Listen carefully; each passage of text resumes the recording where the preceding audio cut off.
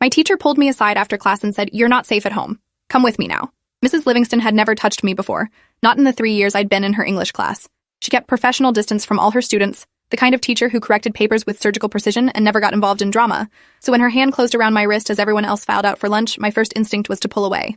Her grip tightened and her voice dropped to a whisper that made my skin prickle with fear I didn't understand yet. The hallway was emptying fast, students flooding toward the cafeteria, and she pulled me back toward her desk with urgency that seemed almost violent.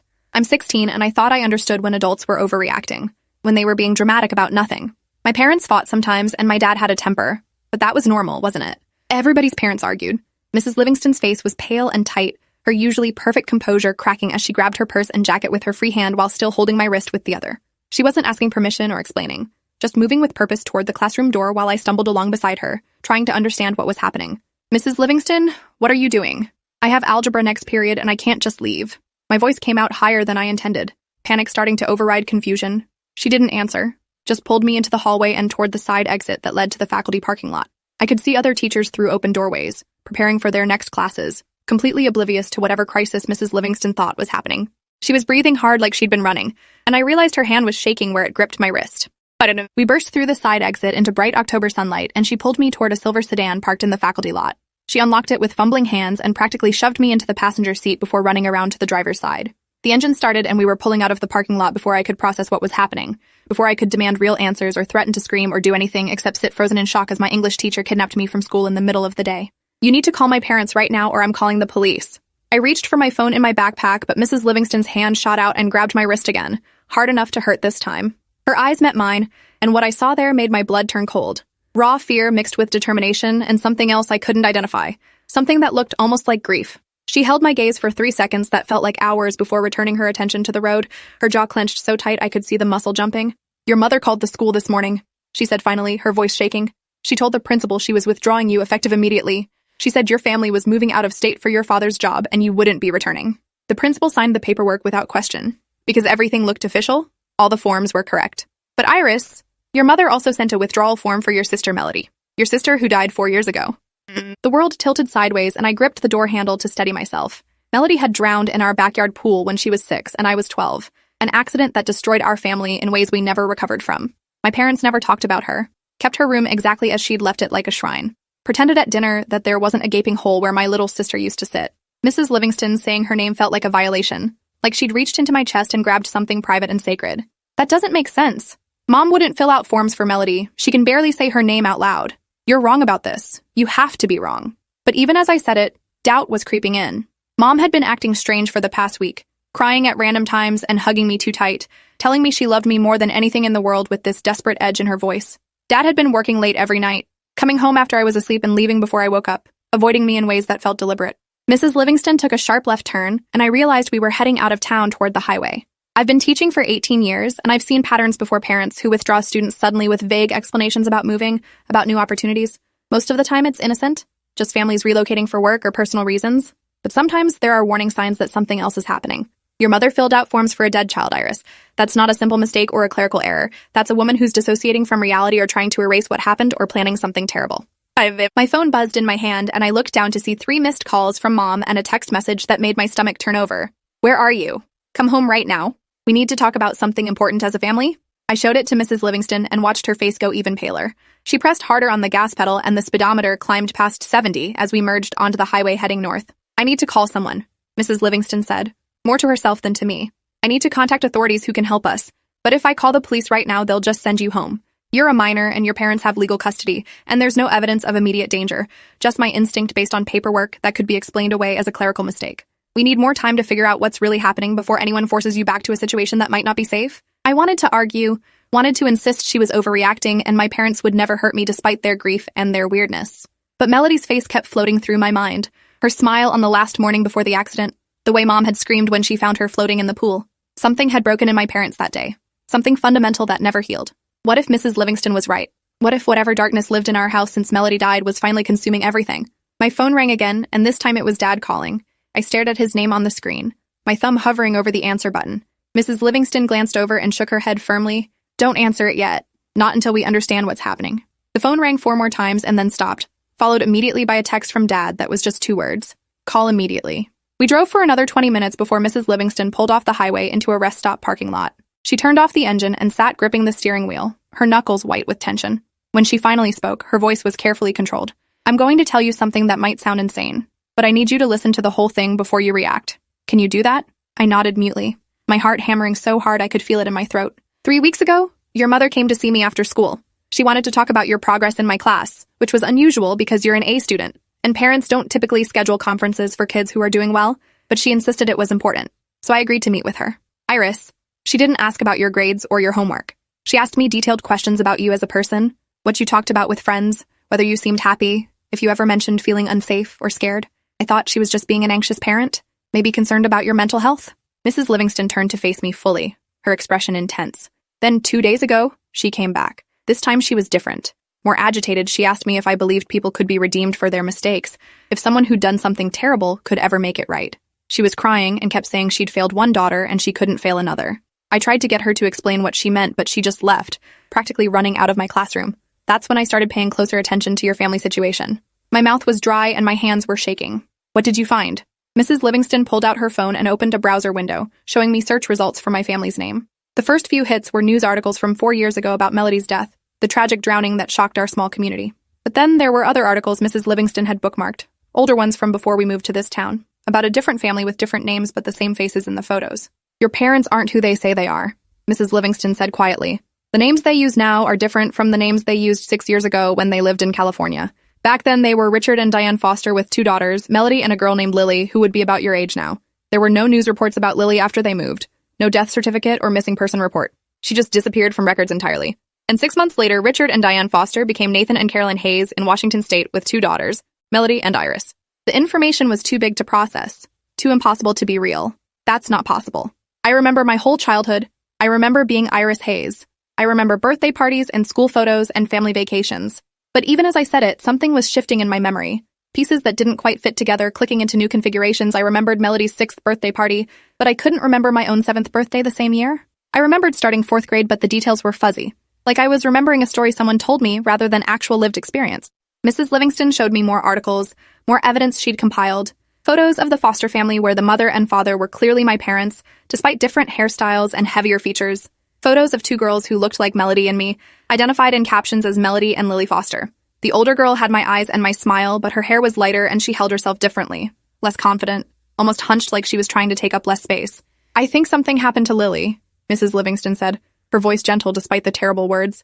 I think your parents did something that made them need to run and reinvent themselves with new identities, and I think they've been living with that guilt for 6 years, trying to pretend it never happened. When Melody died in the pool accident, it broke whatever fragile stability they'd constructed. Your mother filling out withdrawal forms for both you and Melody suggests she's planning something that involves both her daughters, the living one, and the dead one. My phone rang again, Mom this time, and I watched it buzz in my hand until it went to voicemail. 30 seconds later, a text appeared. Iris, sweetie, please answer your phone. We're so worried about you. Your teacher had no right to take you from school. We're calling the police if you don't come home right now. The words looked normal, concerned parenting, but I kept thinking about that withdrawal form, with Melody's name on it, and the desperate way Mom had been hugging me lately like she was saying goodbye. What do you think they're planning to do? I asked, and my voice sounded small and scared. Mrs. Livingston's expression was pained when she answered, I think your mother wants to reunite her family, both daughters. I think she's been planning some kind of murder-suicide to join Melody, wherever she believes Melody is now. And I think your father either agrees with her or doesn't know how to stop her. So he's been avoiding home to avoid facing what's coming. The accusation was so enormous, so impossible to accept. My parents were sad and broken and weird, but they weren't murderers. They weren't planning to kill me just to be together with my dead sister, except Mom had been giving away her jewelry over the past week, telling me to keep her favorite necklace and her wedding ring because they were important. Dad had sat me down last weekend and told me I was the best thing that ever happened to him, that he was sorry he hadn't been a better father, that he loved me more than I would ever understand. Those were goodbye speeches. Those were the words of parents who knew they were running out of time. We need to go to the police right now, I said, reaching for my seatbelt. We need to tell them everything, and they can help figure out what's real and what's not. But Mrs. Livingston caught my hand again, her grip desperate. Iris, I called the police yesterday.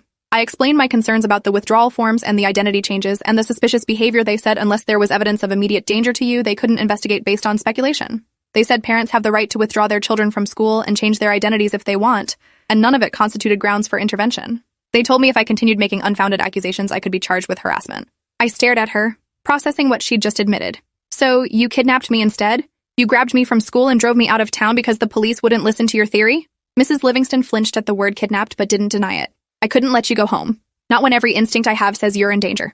I've been teaching long enough to trust those instincts. Yes, I could be wrong. Yes, this could all be a massive misunderstanding and I could lose my job and face criminal charges. But if I'm right and I did nothing, you'd be dead. My phone was ringing constantly now. Calls from both parents overlapping. Texts coming in rapid succession. We love you so much. Please come home. We need to talk about Melody. That last one made my breath catch because we never talked about Melody. The silent agreement that kept our family from completely falling apart. If they wanted to talk about her now, something had fundamentally shifted. Mrs. Livingston started the car again and pulled back onto the highway, heading north with no clear destination. I have a friend who works in family services in the next state over. She's agreed to meet with us and evaluate the situation. See if there's grounds for emergency intervention. It's a 3-hour drive, but it's the only option I can think of that keeps you safe while we figure this out. I need you to trust me, Iris. I know this is terrifying and confusing, but I need you to trust that I'm doing this because I genuinely believe your life is in danger. And I looked at this woman who'd taught me English for 3 years, who'd praised my essays and encouraged my writing and never been anything except professional and kind. She was risking everything on a hunch based on paperwork and old news articles and her gut instinct that something was wrong. Either she was right and my parents were planning to murder me, or she was catastrophically wrong and had just destroyed her career and possibly earned kidnapping charges by stealing me from school. There was no middle ground where this ended well for her. Why are you doing this? I asked. Why risk everything for a student you barely know? Mrs. Livingston's hands tightened on the steering wheel and her voice went rough with emotion she'd been holding back. Because I had a student 8 years ago in a different school who showed warning signs I ignored. Parents who isolated her, sudden behavioral changes, hints that something was wrong at home. I told myself I was overreacting, that it wasn't my place to interfere. 3 weeks later, her father killed her and her mother, and then himself. I've lived with that guilt every day since, wondering if I could have saved her if I just acted on my instincts instead of worrying about overstepping boundaries. The confession hung in the air between us, and I understood suddenly that this wasn't just about me. This was Mrs. Livingston trying to save the student she couldn't save 8 years ago, trying to rewrite history by protecting me from a danger that might not even be real. But what if it was real? What if my parents' grief had finally consumed them completely, and they decided the only way to heal was to erase everything and start over somewhere they believed Melody was waiting? My phone buzzed with a new text, this time from a number I didn't recognize. This is Detective Paul Granger with the county police. Your parents have reported you missing and your teacher as a possible kidnapper. We're tracking your location through your phone signal. For your safety, please respond and let us know if you're being held against your will. I showed the message to Mrs. Livingston and watched her face crumble. They'd escalated faster than she expected. Brought in law enforcement who would treat this as a kidnapping, because that's technically what it was. I need to turn off my phone, I said, already powering it down before Mrs. Livingston could respond. If they're tracking it, they'll find us before we get to your friend, and this will all be over. Mrs. Livingston looked at me with something like hope in her eyes. You believe me? You think I'm right about your parents? I didn't know what I believed, but I knew the text from my mom about needing to talk about Melody had felt wrong, in a way I couldn't explain.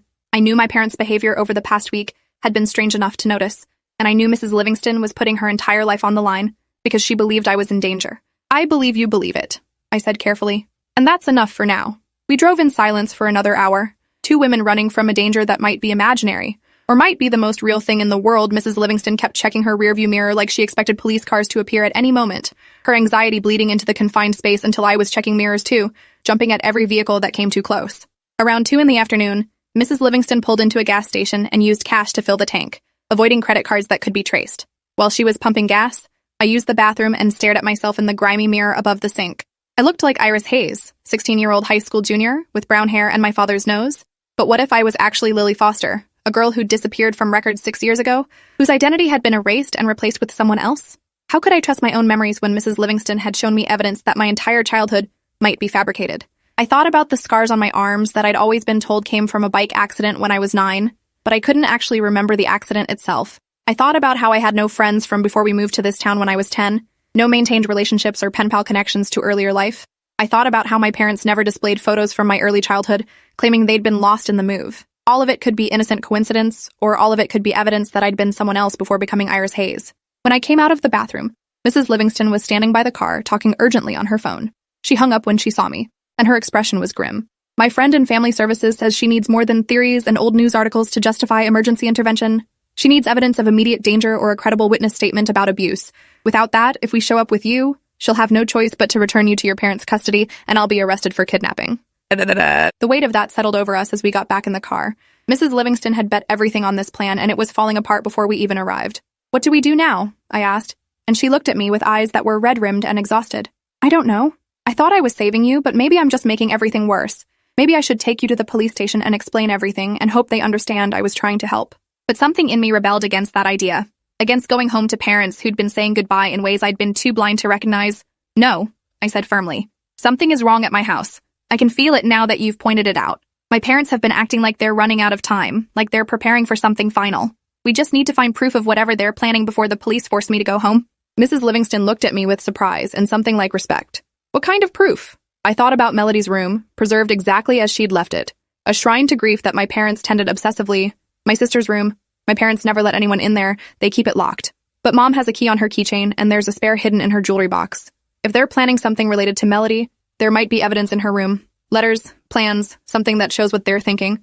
We can't break into your house, Iris. That's actually illegal and would destroy any credibility I have left. But I could see her considering it, weighing the risk against the potential reward. Unless, she said slowly, we had permission from someone who lives there. Do you have a key to your house? I nodded and pulled my house key from my backpack. Then you're not breaking in. You're entering your own home to retrieve your belongings. If I come with you as your teacher who's concerned for your welfare, we're just making sure you have what you need. The logic was flimsy enough to tear apart in any court, but desperation was making both of us willing to take risks we'd never normally consider. Mrs. Livingston turned the car around and headed back toward town, back toward my house where my parents might be waiting or might be out searching for me. We'd have maybe 30 minutes before the police expected us to surface somewhere, before the manhunt intensified beyond just phone tracking. We reached my neighborhood around 3:30, late enough that most people were still at work, early enough that students hadn't been released from school yet. My house looked normal from the outside, the same white two-story colonial with blue shutters that I'd lived in for 6 years. Mrs. Livingston parked 2 houses down and we approached on foot, both of us scanning for signs that my parents were home. The driveway was empty and the windows were dark, though that didn't mean anything definitive. I used my key to open the front door, and the familiar smell of home hit me like a physical force. Lavender air freshener and coffee and the lingering scent of my dad's cologne. Everything looked exactly as I'd left it that morning when I'd grabbed toast in my backpack and run for the school bus. Nothing suggested danger or crisis or parents planning murder-suicide. I almost laughed at the absurdity of what we were doing, breaking into my own house to find evidence of a threat that probably didn't exist. I said, Mrs. Livingston touched my shoulder and pointed upstairs where Melody's room waited, locked and forbidden.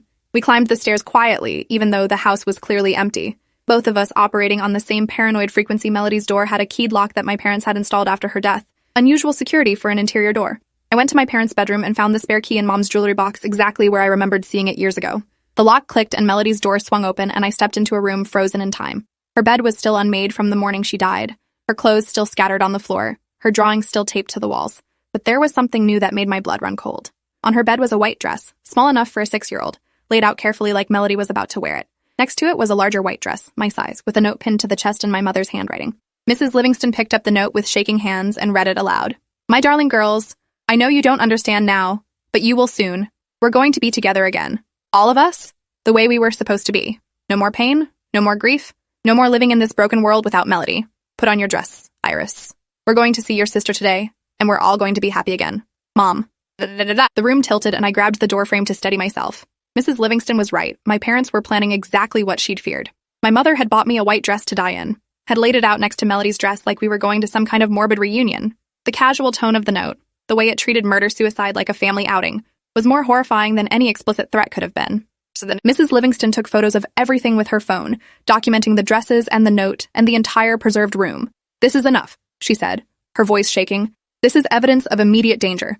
We need to get to the police station right now and show them this before your parents come home and try to complete whatever they're planning.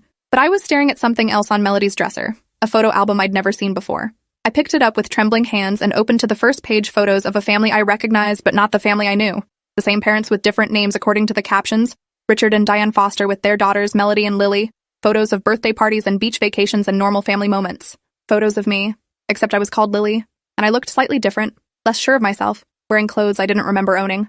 I flipped through page after page, watching Lily Foster's childhood unfold in images I didn't recognize, but should have remembered if they were really my life. Then the photos stopped abruptly. The last image in the album showed Lily at what looked like age 10, sitting in a bedroom that wasn't her room in our current house, looking directly at the camera with an expression that was hard to read, fear maybe, or resignation. Below it, my mother had written in careful script, Lily's last day with us. May she forgive us for what we had to do. Mrs. Livingston read over my shoulder and I heard her sharp intake of breath. What does that mean? What did they do? I couldn't answer because I was drowning in implications, in the terrible possibility that whatever happened to Lily Foster was coming for Iris Hayes. Maybe Lily hadn't disappeared. Maybe she'd been transformed into someone new. Her memory erased or suppressed, her identity rebuilt as Iris Hayes. But why? What had happened that required that kind of desperate reinvention? My phone was still off, but Mrs. Livingston's rang suddenly, shrill in the quiet house. She looked at the screen and her face went white. "It's the police. They know we're here." She answered with a shaking hand, and I heard a man's voice on the other end. Detective Granger demanding to know our location and insisting Mrs. Livingston was making things worse by continuing to keep me from my family. She tried to explain about the dresses and the note, about evidence of danger, but he cut her off with official-sounding language about custody and proper channels and coming in immediately. "We need to leave right now," Mrs. Livingston said, grabbing my arm. But footsteps on the front porch stopped us both. The front door opened and my father's voice called out, "Iris? Are you home, sweetheart?" His tone was gentle and concerned, the voice of a worried parent. But I kept thinking about that note on the dress and the photos of Lily Foster, and the way he'd been saying goodbye all week. Mrs. Livingston pulled me into Melody's closet, and we pressed ourselves against the back wall behind hanging clothes that still smelled faintly of my dead sister. Through the slats in the closet door, I watched my father enter the room. He stopped when he saw the dresses on the bed, the album open on the floor where I'd dropped it. His expression crumbled into something between grief and resignation. "Caroline!" he called out, and Mom's footsteps thundered up the stairs. She appeared in the doorway and saw the disturbed room, the evidence that someone had been here. "She's been in Melody's room," Dad said, his voice hollow. "She found the dresses." Mom covered her mouth with both hands and started crying, these deep, wrenching sobs that shook her whole body. "It's too soon. We haven't prepared her. She's not ready to understand." Dad pulled Mom into his arms and held her while she cried, and I watched from the closet feeling like I was observing strangers. "Maybe this is better," Dad said quietly. "Maybe it's time to tell her the truth about everything, about Lily, about what we did, about why we had to start over. She deserves to know before we take the next step." Mrs. Livingston's hand found mine in the darkness of the closet and squeezed tight. We were listening to my parents confirm everything she'd suspected, confessing to sins I didn't fully understand yet. What had they done to Lily? What truth were they planning to tell me before enacting whatever finale those white dresses represented? Mom pulled away from Dad and wiped her eyes. "Where is she now? We need to find her before the police do. Before anyone else fills her head with ideas about us being dangerous. She needs to hear this from us." Dad pulled out his phone and made a call, speaking in low tones I couldn't make out. When he hung up, his expression was grim. "Detective Granger says they've tracked her phone to the area, but the signal's off now. He's sending units to check the school and her friends' houses. He thinks her teacher has taken her somewhere, convinced her we're some kind of threat. That teacher doesn't understand," Mom said, and her voice had an edge of hysteria. "She doesn't know what we've been through, what we've sacrificed to keep both our girls safe. If she takes Iris away from us, if they put her in the system, everything we did will have been for nothing. Lily's sacrifice will have been meaningless." I stopped breathing at the word sacrifice. Whatever had happened to Lily Foster hadn't been benign identity change or witness protection. It had been something requiring sacrifice, something my parents framed as necessary. Mrs. Livingston's grip on my hand had become painful, but I couldn't move, couldn't make a sound while my parents stood 10 feet away, discussing the daughter they'd erased. Dad sat on Melody's bed, crushing the white dresses beneath him without seeming to notice. "Maybe we should tell the police everything. Maybe it's time to face consequences for what we did. We've been running for 6 years, and look where it's gotten us. One daughter dead, one daughter terrified of us, living under assumed names in constant fear of being discovered. This isn't the life we promised Lily we'd build." Mom rounded on him with sudden fury. "We did what we had to do to protect Iris from the same fate that would have taken Lily. You know what would have happened if we'd stayed. If we'd let the system process her like they wanted, she'd be dead or institutionalized or medicated into oblivion. We saved her by becoming someone new, by giving her a chance at normal life as Iris Hayes. Don't you dare suggest that was wrong." The pieces were starting to fit together in horrible ways. Lily Foster had been sick or disabled or different in some way that made my parents desperate enough to fake her death or disappearance and reconstruct her as healthy, normal Iris Hayes. They'd moved states, changed identities, created an entire false history to give their damaged daughter a fresh start. And when Melody died 4 years into that new life, it broke whatever fragile justification had kept them going. A phone rang and Dad answered, his expression shifting as he listened. "The police are 2 minutes out," he said to Mom. "We need to decide right now. Do we tell them everything and hope they understand? Or do we stick to the plan and finish what we started?" Mom looked at the white dresses on the bed and her face hardened into something determined. "We finish it. We bring both our girls together. It's the only way to make this right." Mrs. Livingston's phone was recording everything, capturing my parents' confession to whatever crime they'd committed 6 years ago and whatever new crime they were planning now. But none of that mattered if we couldn't get out of this closet alive, couldn't escape before my parents completed their plan to reunite their daughters through death. I could hear sirens in the distance getting closer, and I prayed the police would arrive before my parents found us. Dad stood and walked toward the closet. "Caroline, check in here. If she came for the dresses, she might still be hiding." His hand reached for the closet door handle, and Mrs. Livingston pushed me behind her, putting herself between me and my father. The door swung open, and Dad's eyes met mine through the gap in the hanging clothes. For a long moment, nobody moved. Then his expression crumbled into devastation. "Lily," he whispered, using a name I didn't recognize as mine. "You weren't supposed to find out like this. We were going to explain everything, help you understand why we did what we did. Mom appeared beside him and saw me in the closet, saw Mrs. Livingston shielding me with her body. Her face went through shock and betrayal before settling on something that looked almost like relief. "It's okay," she said softly. "You don't have to hide anymore. You don't have to pretend to be Iris. You can go back to being Lily, our real daughter, and we can all be together again." The words didn't make sense until they did, until the full horror of what my mother was saying penetrated. She wasn't seeing me as Iris, who used to be Lily. She was seeing me as Lily pretending to be Iris, like the past 6 years had been an act I was performing. The delusion was so complete, so divorced from reality, that I understood my mother had broken in ways that couldn't be fixed. Mrs. Livingston stepped out of the closet with her phone held up, still recording. "Mr. and Mrs. Foster, I'm recording everything you've said. The police are on their way, and they'll see evidence of your plans to harm Iris. You need to step away from us right now and let us leave without incident." Dad laughed, this bitter sound that held no humor. "You don't understand anything. We're not the monsters you think we are. We were trying to save our daughter from a system that wanted to destroy her. By faking her death and giving her a new identity?" Mrs. Livingston demanded. "By planning to kill her along with yourselves in some kind of reunion fantasy with your deceased daughter? That's not saving anyone. That's murder-suicide based on delusional thinking."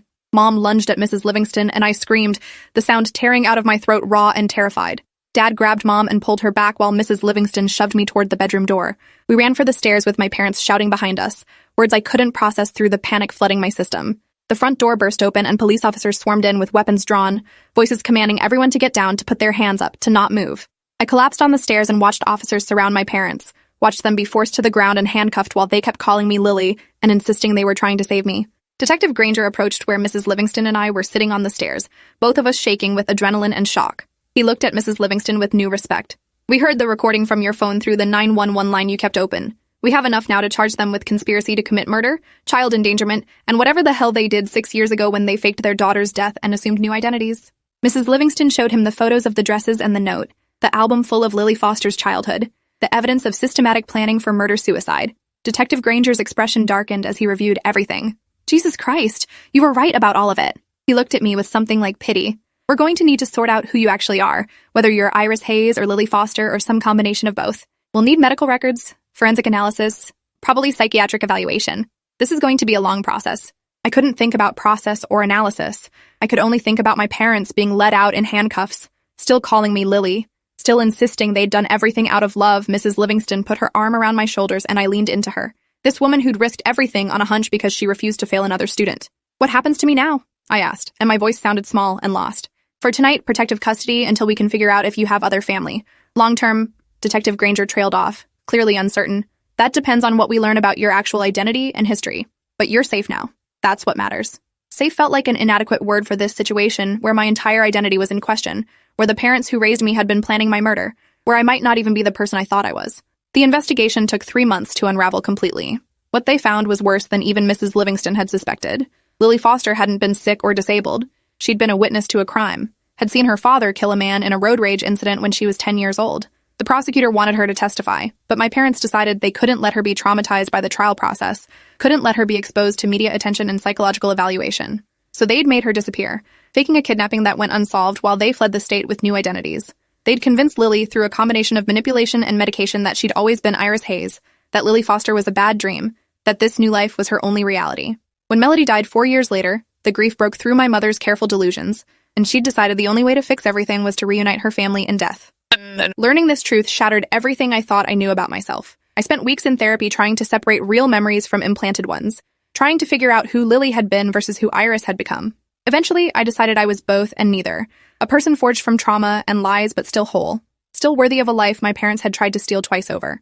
Mrs. Livingston lost her teaching position for the kidnapping, despite being proven right about everything. She faced charges that were eventually reduced to a suspended sentence based on evidence she'd saved my life. 6 months later, she became my legal guardian through a process that felt appropriate, given she'd been the only adult brave enough to protect me. My parents are serving 25 to life for attempted murder, identity fraud, and the death of the man my father killed 6 years ago. I kept the name Iris because Lily feels like someone who died when she was 10, but I visit my father's victim's grave every year on the anniversary and tell him someone remembers what happened. Mrs. Livingston, I call her Anne now, says healing isn't linear, but we're building something real from the wreckage, one honest day at a time.